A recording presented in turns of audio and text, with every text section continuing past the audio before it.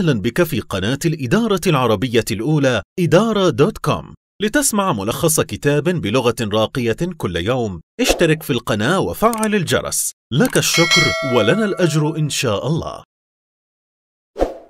يسعدنا أن نقدم لكم ملخص كتاب صوتي جديد من سلسلة الكتب العالمية المسموعة من www.idara.com. رئيس التحرير نسيم صمادي. حلقتنا هذه مقتبسة من ملخص كتاب التنشئة الذكية والصحية للأبناء. القيم والنمو والمهارات أهم من الكؤوس والشهادات والمكافآت. Teach your children well. Why values and coping skills matter more than grades, trophies, or fat envelopes. تأليف مادلين ليفين. في زمن الصدمات والتقنيات وتسارع المتغيرات، لم نعد مجبرين على المفاضلة بين سعادة أبنائنا في الحياة ونجاحهم الأكاديمي ونيل أعلى الدرجات، فكل منهما يتطور ويترسخ لدى الطفل منذ نعومة أظفاره، عندما يشجعه والداه على تكوين هويته والشعور بذاته، وهو يكتشف اهتماماته ومهاراته وقدراته وقيمه وصفاته. يستند نجاح الأبناء إلى عنصرين هما الخيارات والشجاعة. الخيارات المتعلقة برؤيتنا للنجاح وكيف نربي أبناءنا وكيف نشحذ طاقاتنا وننوع مواردنا، والشجاعة لصنع التغيرات التي نؤمن بضرورتها حتى إن أجبرتنا الضغوط على السير في الاتجاه المعاكس. تنطوي ثقافتنا على الكثير من المعتقدات المغلوطة حول التربية، لأننا نطرح الأسئلة الخطأ مثل: أي مدرسة سنختار لأبنائنا؟ كم عدد الدورات المتقدمة التي يحتاجها؟ مع أن الأمر لا يتعلق باحتياج الطفل للانهماك في الدراسة بشكل أقوى أو أقل، ولا بمستوى الصرامة مقابل اللعب الذي تقيسه الاختبارات الدولية، فالأسئلة البناءة أكثر شمولاً وأطول أمداً من كل ذلك. فكيف نساعدهم في اكتشاف شعلة حماسهم وإبقائها متقدة؟ وكيف نؤهلهم لاستثمار مواطن قوتهم بأقصى صورة ممكنة؟ الأطفال أذكى وأقدر من أن تحدد مصائرهم القياسات والدرجات والميداليات وخطابات القبول، فهم مبدعون وقادرون ولا يحتاجون سوى التوجيه. أما التعامل معهم بمنظور أدنى من ذلك فهو دليل على انعدام البصيرة وقتل للمواهب قبل بزوغها. أولاً، النجاح الحقيقي، فجوة العقول. زارني أحد الآباء مع ابنه لمناقشة خيارات الجامعة. كان الأب رغم حسن نيته حاسماً وصارماً، وكان الابن شاباً رائعاً وأنيقاً ومحبوباً وموهوباً. تحدث الابن بحماس عن تطلعاته الجامعية، فهو مولع بالرياضيات والعلوم والهندسة. وبينما كان يتحدث عن مزايا وعيوب كل من خياراته الثلاثة، انحنى والده بشدة إلى الأمام مبدياً اهتمامه، وبمجرد أن ذكر جامعة هارفارد هلل والده وأخذ يقفز في مكانه من فرط السعادة. للوهلة الأولى قد تظن أن الوالد متهور وأن ابنه نجح بطريقة ما في الحفاظ على رصانته ورجاحة عقله، إلا أن ما جرى في المقابلة هو حدث إيجابي يعكس شعوره بالأمان داخل أسرته بدرجة تؤهله لمناقشة قضايا الاستقلالية والهوية بأريحية. يصر الآباء على امتلاك وجهة نظر حول العواقب بعيدة المدى يفتقر أبناؤهم المراهقون إلى التفكير فيها، وقد كان الأب حساساً بما يكفي لكي لا يضغط على ابنه بشكل صريح، بل شجعه على المفاضلة بين عدة خيارات.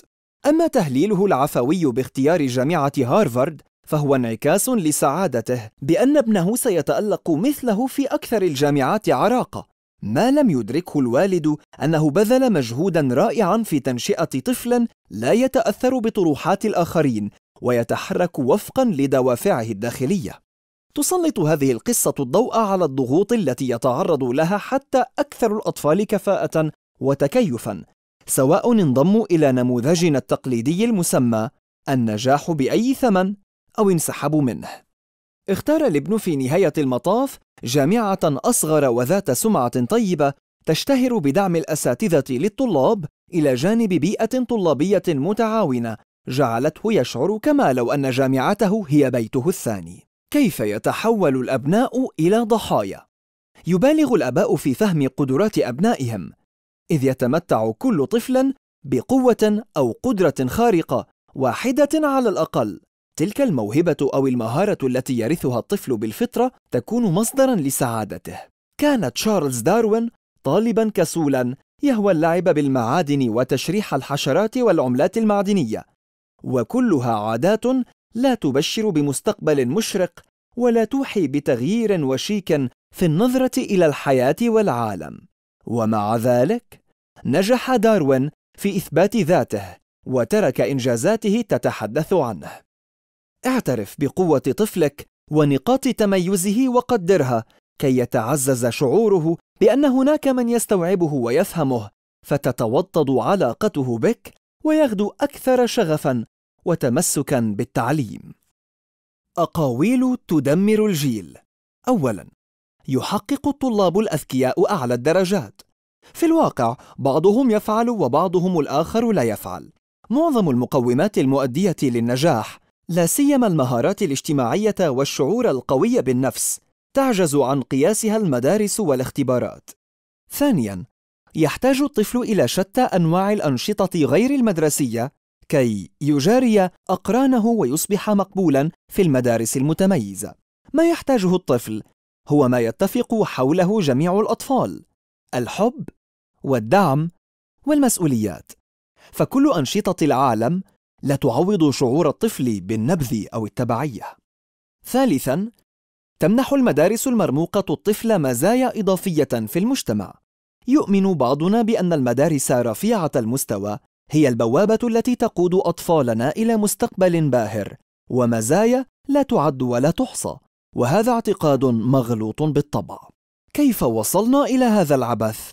تساورنا الشكوك حول قدرة أبنائنا على التنافس في مستقبل غير محدد المعالم، فنضحي بكل شيء لتمكين أبنائنا والتيقن من جدارتهم للأداء على نحو جيد مستقبلاً، حتى وإن كان ذلك يعني التضحية بساعات نومهم وفترات لعبهم. بعض الأطفال يتكيفون بسهولة مع هذا النمط على حساب فقدهم لمقومات الطفل الكامل.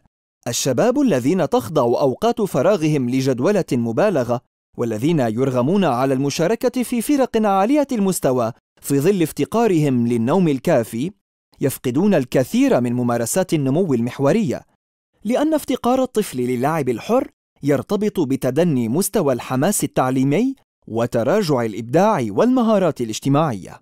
اللعب يولد الإبداع والدهاء والذكاء والمهارات الاجتماعية، وكلها تمهد الطريق إلى علاقات بناءة مع الأقران تسهم في النجاح. فمن خلال تجربة النشاطات المتنوعة يبدأ الأطفال في ملاحظة التشابه والاختلاف بينهم وبين عائلاتهم. تحب أمي الطهي ويحب أبي ركوب الدراجات، أما أنا فأحب كرة القدم. تلك هي بداية الانفصال وتشكيل الهوية لدى الطفل. فليس من المفترض أن يتخلوا عن الممارسات المناسبة لأعمارهم فقط لأننا غير معترفين بالمهارات الناعمة كالإبداع، أو لخوفنا المتنامي من نشأتهم كأفراد غير متكاملين وغير متفوقين. الاعتداد بالنفس. أن يشعر الإنسان بالفخر تجاه إنجازاته فهذا اعتداد بالنفس، أما الشعور بالتميز النابع من اللاشيء والمقترن بانعدام التعاطف فهذه نرجسية بحتة. وقلما تسهم النرجسية والإعجاب المبالغ بالذات في صناعة طفل ناجح على المستوى الأكاديمي أو على مستوى العلاقات، حتى إن الاعتداد بالنفس لا يسهم كثيراً في إدراك النجاح، لأن النجاح هو ما يعزز الاعتداد بالنفس.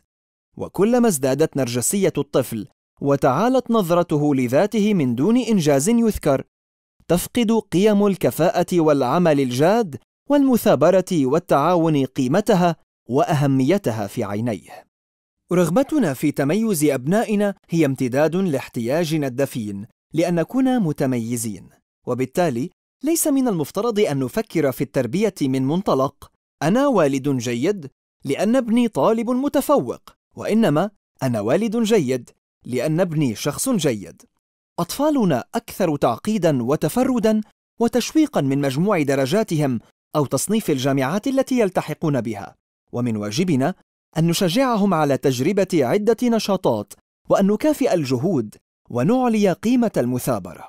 وهنا يكمن الفارق بين الممارسة القسرية التي يفرضها أب قلق يرى الإتقان مسألة حياة أو موت، وآخر يقدم الممارسة في ثوب التحدي ويصر على الجهد والمثابرة، ولكن دون أن يتأثر بأداء طفله. فنحن نهدر الكثير من الوقت في القلق حيال أداء أبنائنا ودرجاتهم. ثانياً، مهمات المرحلة الابتدائية. خلال المرحلة الابتدائية يصقل الأطفال شعورهم بذاتهم ويكونون صداقات دائمة. تعد هذه المرحلة متنفساً يستريح فيه الآباء من الحذر الذي رافقهم عندما كان أبناؤهم صغاراً، ويطورون الثبات الذي سيحتاجون إليه لخوض مرحلة المراهقة بكل ما تنطوي عليه من صعوبات. ويصعب علينا التصديق بأن هناك عناصر مشتركة تجمع بين طفل الخامسة والحادية عشرة. يناضل طفل الخامسة لربط حذائه بينما يرفض طفل الحادية عشرة ربطة الحذاء لأنها تبدو غبية.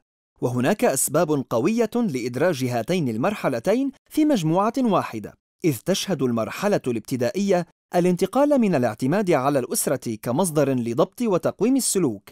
عليك أن تعتذر عن كسر لعبة أخيك إلى تنامي التنظيم الذاتي للعواطف والسلوكيات والدوافع والعلاقات. أعتذر بشدة عن كسر لعبتك يا أخي، أنا حقاً لم أقصد ذلك. تشهد الطفولة عدة طفرات، فالأطفال يتركون عالم الروضة الآمن ليخضعوا لقواعد صارمة وقوانين تنظيمية تفرضها المدرسة عند كل منعطف. لا عجب إذن أن تكون مهمات الطفولة المبكرة على قدر كبير من التعقيد. فما هي أكثر تحديات هذه المرحلة؟ تعلم كيف تكون صداقات وكيف تكون صديقاً. ترتبط الصداقات في مرحلة ما قبل المدرسة بالنطاق الجغرافي وتخضع لإشراف الآباء، فصديقك هو جارك أو ابن صديق والدك المقرب من مرحلتك العمرية. توفر هذه الصداقات المبكرة أرضاً صلبة لاختبار مفاهيم التعاون في صورتهما البدائية. دور الوالدين. استرجع صداقاتك في مرحلة الطفولة وشارك بعض القصص الإيجابية مع أبنائك.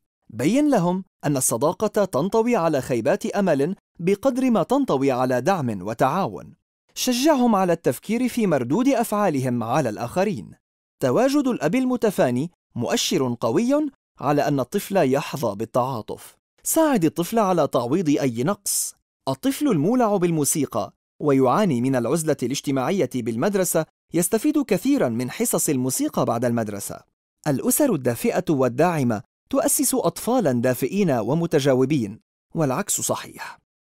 تعزيز التعليم القائم على الكفاءة والشغف. فكر في مهارات الطفل المكتسبة في سنواته الأولى كالوقوف والمشي والتغذية واستخدام المرحاض. ما يحدث من تعلم في سنوات الطفل الأولى يفوق ما يتبعها من سنوات. ما الذي يحدث لطفلك في المرحلة الابتدائية؟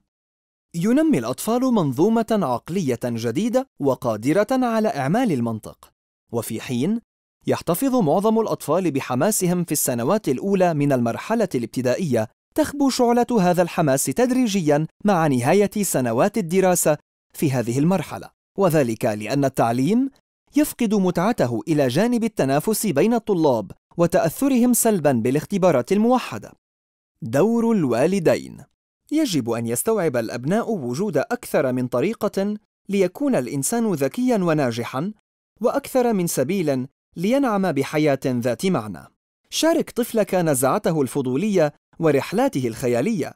لا تملي عليه ما هو مفيد أو ضار لأن يكون في طور التحول إلى مستكشف دؤوب.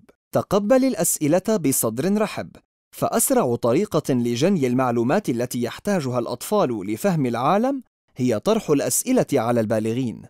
وفر إجابات وافية وعلم أبنائك مهارة البحث عن إجابات لأسئلتهم الخاصة.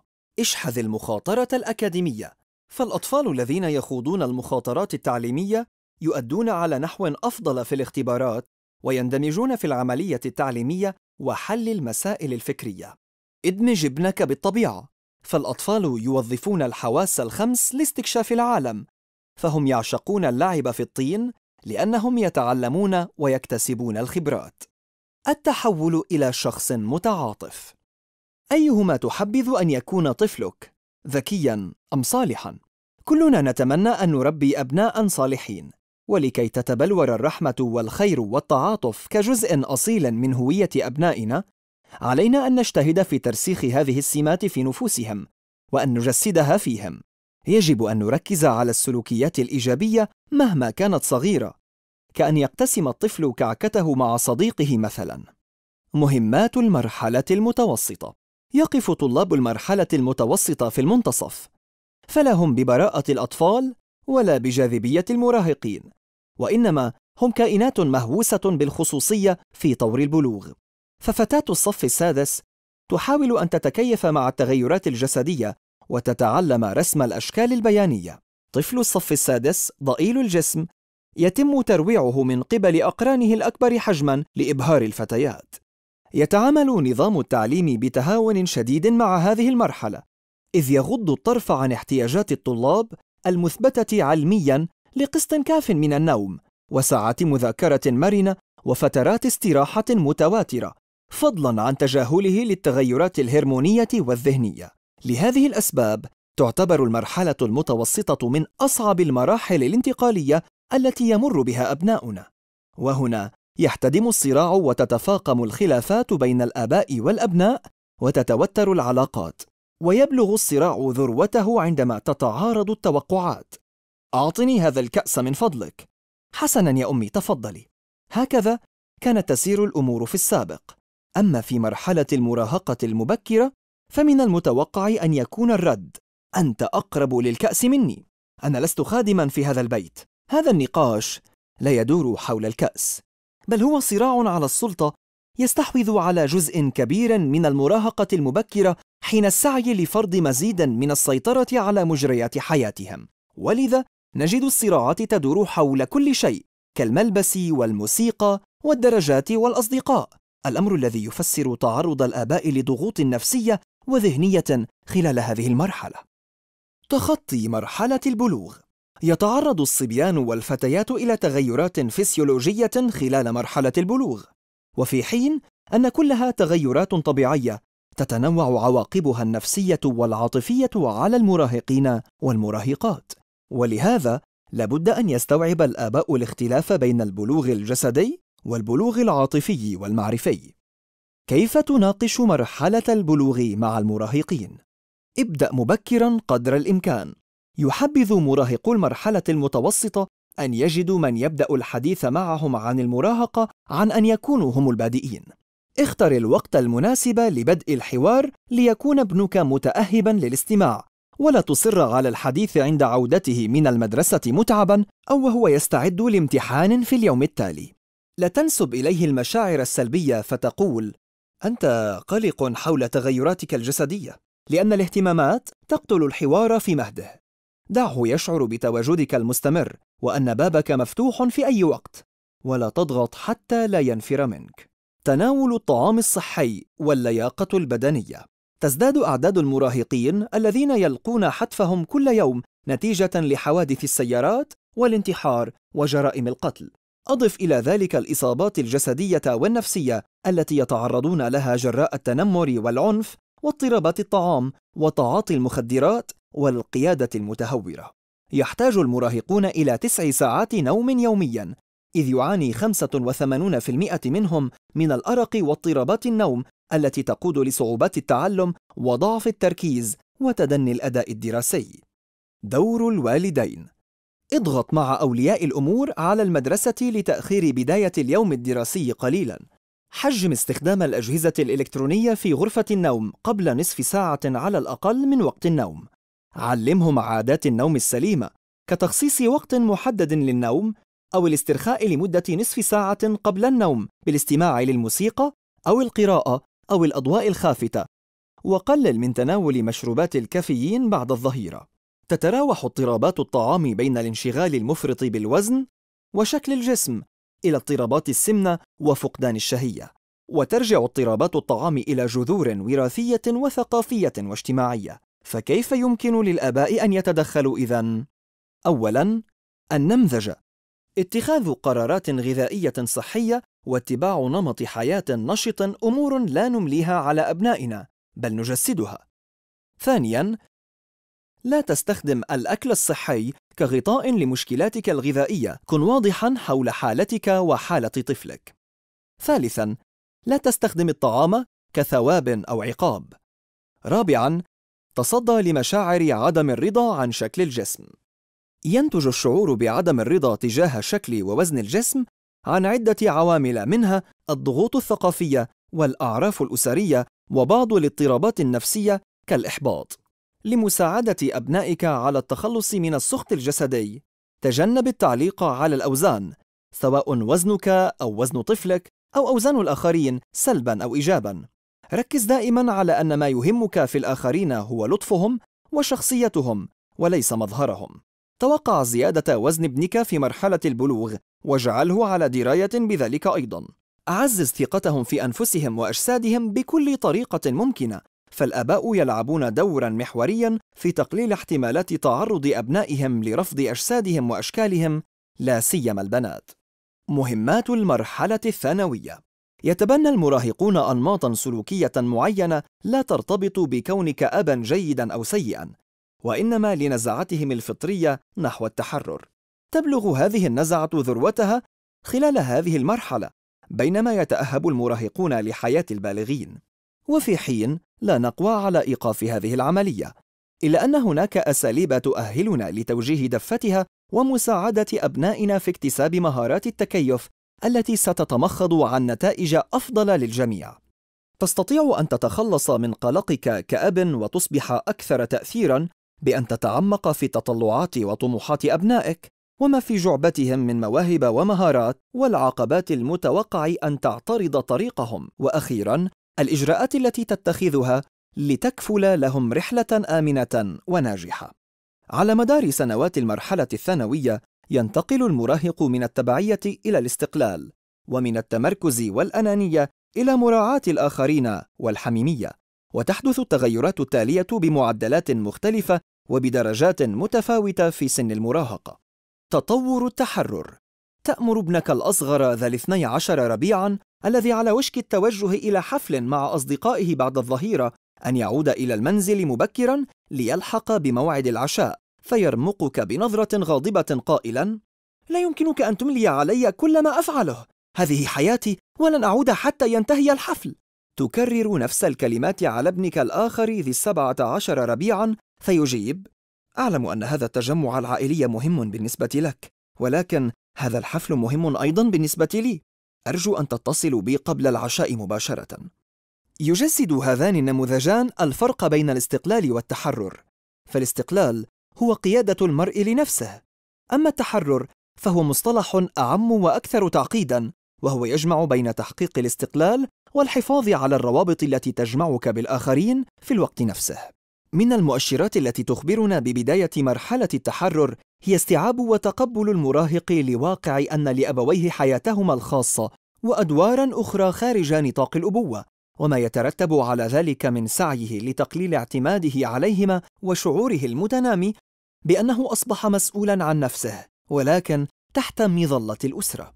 لكي نحسن توجيه أبنائنا خلال رحلتهم إلى التحرر، علينا أن نبدأ في التعاطي مع الأمور التي طالما أثارت غضبنا بشكل مختلف.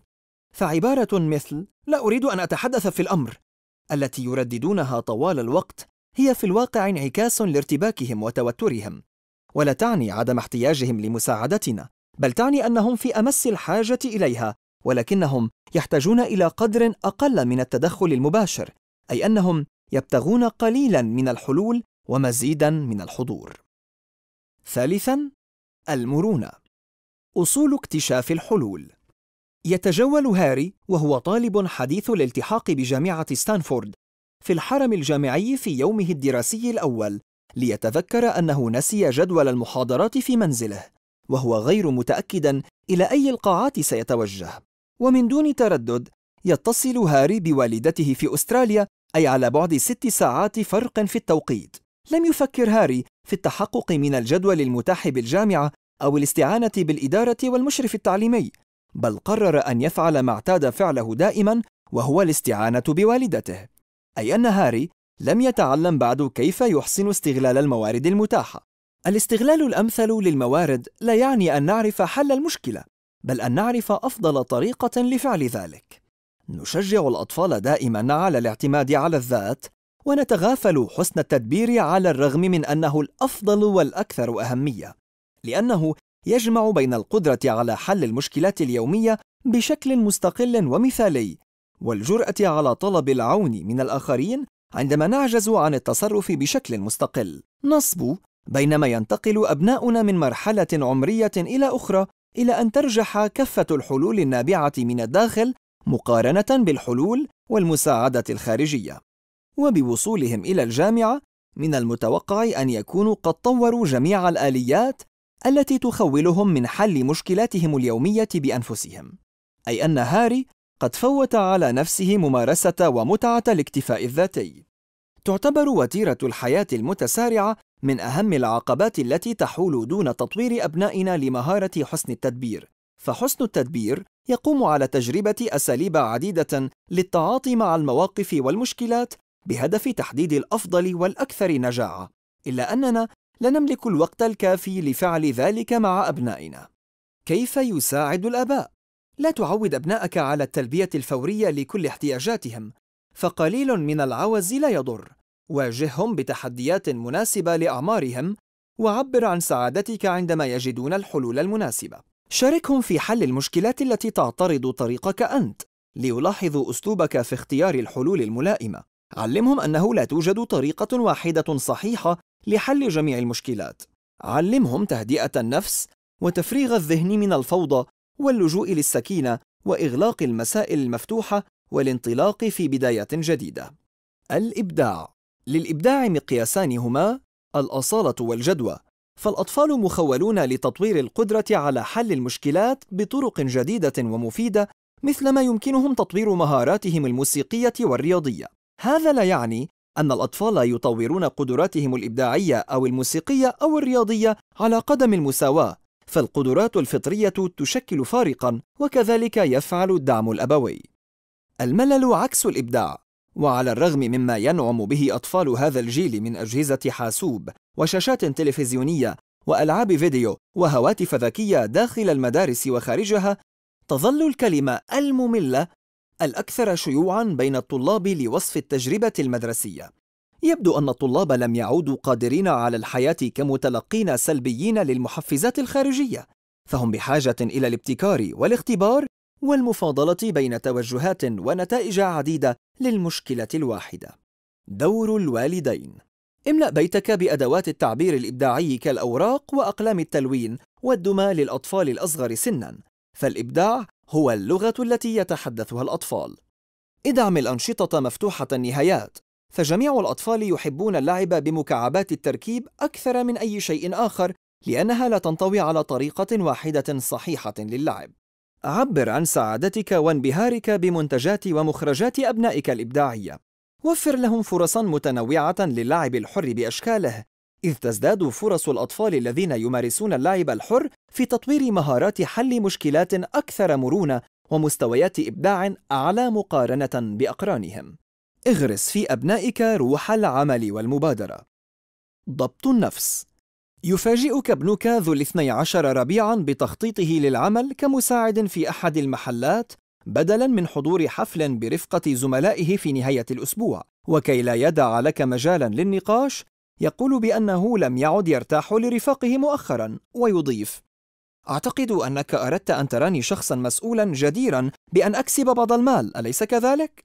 تؤرقنا مسائل ضبط النفس طوال حياتنا، فهذا الابن لم يعد يجد نفسه بين هؤلاء الشباب وما يدور في حفلاتهم، وبعد أن وجد نفسه مكبل الأيدي أمام مثل هذه المواقف، قرر الابتعاد وتعلم طريقة جديدة لضبط النفس، وهي العمل والتعبير عن نفسه بطريقة جديدة.